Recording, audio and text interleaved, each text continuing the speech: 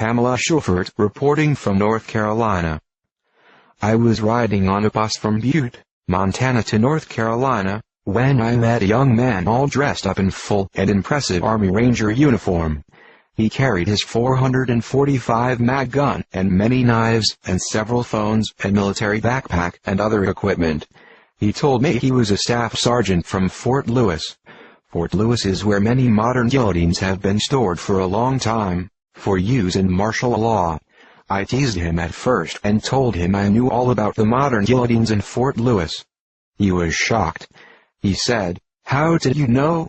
This is highly classified information." I told him that the U.S. military was not telling the young man like him, but these guillotines will be used on Americans and Christians in the future under martial law, to behead all New World Order resistors. The longer he listened, the angrier he got. Using a few choice expletives, he said, "They never told us this would be used on Americans under martial law, to get rid of all Christians and New World Order resistors. We thought they would be used in Iraq or something." He then asked me to tell him more and more. Finally, so angry at how they were being deceived and brainwashed, he told me, "I will never go along with this New World Order agenda. I am a Christian. I will contact my men in my platoon, 64, and those I can trust who are Christians.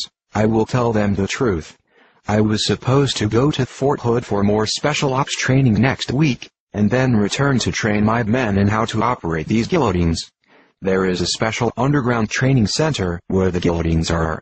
We are not allowed to bring in any cameras, cell phones, etc., because of high security and silence regarding these guillotines. They are 6.5 feet high, with hand restraints and a place for a person's head as they stand. We were going to use dummies for practice, but now I am refusing this assignment, and I will contact the men under me who I can trust, who will not go along with this NWO agenda, and will come out instead with Humvees, weapons and everything we can get our hands on to fight this New World Order agenda. We parted him the next day. He told me he talked to his sister and family, and they were shocked. They were all military. They told him, "How do you know about this New World Order martial law agenda? It is all highly classified." When he told them about me, I had given him a copy of my Airman magazine with my famous USAF father's cartoon in it. He was quite amazed and impressed. He told me his USAF aunt would submit my name to USAF intelligence computers to see where I stood in the sight of the USAF. He told me, "She said you are red-flagged, subject to arrest and interrogation, and are classified by the USAF as a threat to national security." Me? A threat to national security? All for telling America the truth about coming martial law.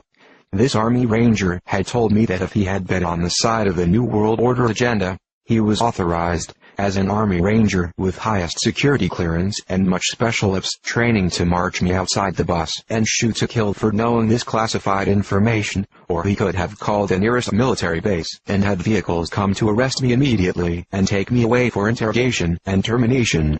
That is how classified my inside investigating and information reel is.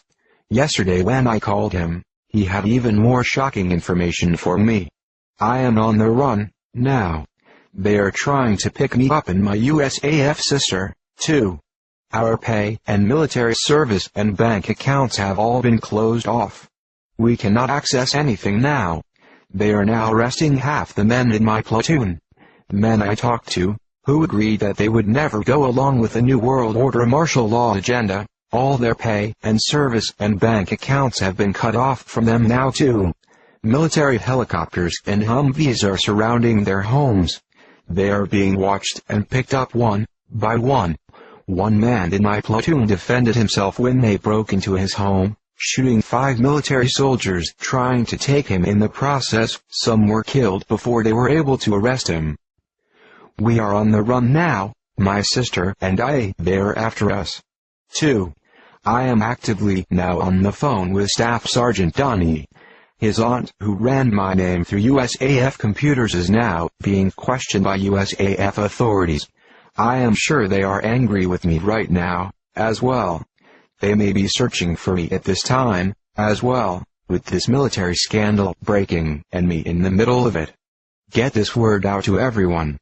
These brave military men are paying the highest price to say they will never go along with this New World Order military agenda to kill innocent Americans and to destroy our Constitution and our freedoms and people of faith and character in our nation.